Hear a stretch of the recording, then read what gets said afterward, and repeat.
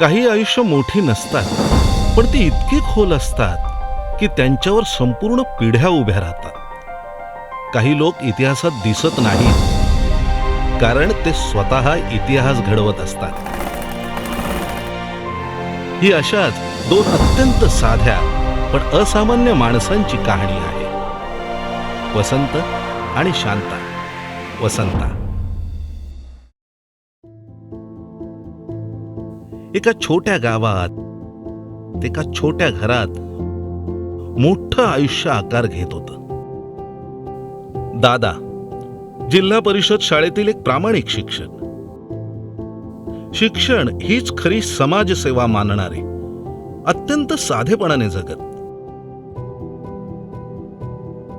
असंख्य विद्यार्थ्यांच्या आयुष्यात ज्ञानासोबतच संस्काराची ज्योत पेटवणारे. शाळा, विद्यार्थी, कुटुंब आणि माणुसकी यातच त्यांचं संपूर्ण आयुष्य सामावलेलं होतं. अन्नदान हा त्यांचा अत्यंत जिव्हाळ्याचा विषय. पुस्तकांच्या माध्यमातून कधीच काही न शिकवलेल्या दादांनी जगातील कोणत्याही पुस्तकात नसणाऱ्या असंख्य गोष्टी त्यांच्या प्रत्यक्ष कृतीतून आम्हाला शिकविल्या. नुकसान कितीही झालं तरी प्रामाणिकपणा कधी सोडायचा नाही. कठोर परिश्रम केल्यानेच खरं समाधान मिळतं. चोरीने अथवा लबाडीने मिळवलेले यश दीर्घकाळ टिकत नाही आणि टिकलं तरी समाधान देत नाही.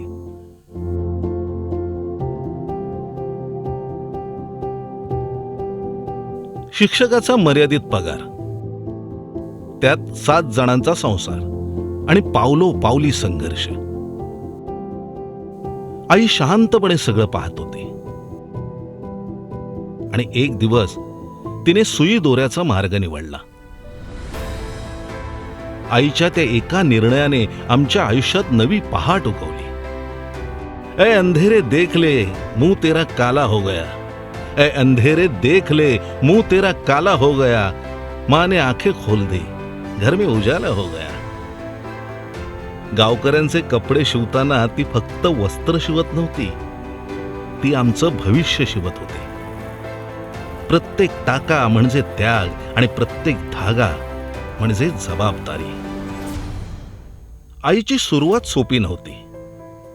ती मशीन जणू एखाद्या विशाल हत्तीप्रमाणे तिच्या समोर उभी होती. प्रत्येक गोष्ट शिकण्यासाठी तिला अनेक संघर्ष करावे लागले. टीका झाली, मस्करी झाली, अनेक संघर्ष आले, पण ती थांबली नाही.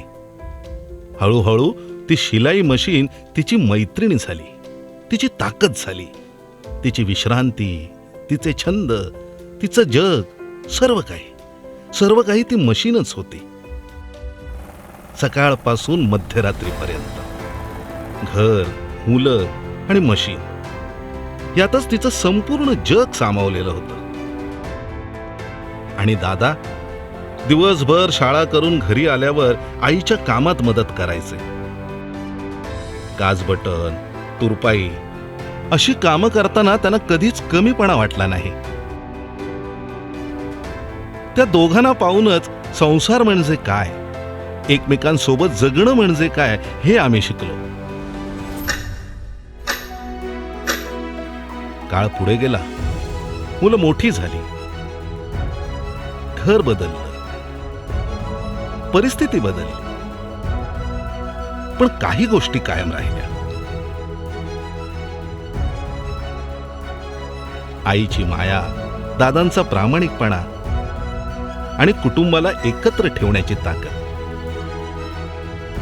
आज आम्ही जे काही आहोत त्यामागे त्यांचा संघर्ष शांतपणे उभा आहे. आम्ही तिघे भाऊ आई दादांच्या या प्रामाणिक प्रवासाचे शांत साक्षीदार आहोत.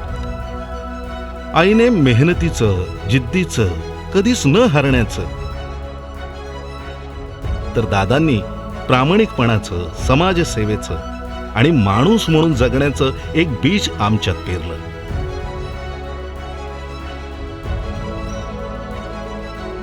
आज त्या बीजाचं रोपटं ओम द ग्लोबल आर्ट सेंटर आणि आरे म्युझियम या रूपाने मुंबईमध्ये उभं आहे. प्रत्येक संघर्षाचा शेवट विजयातच होतो असं नाही. कधी कधी तो समाधानात होतो. वसंता हा फक्त एक कार्यक्रम नाही, ही एका पिढीची आपल्या आई वडिलांप्रती कृतज्ञता आहे. संघर्ष, सुख आणि समाधानाचा कृतज्ञता सोहळा आहे वसंता 2026.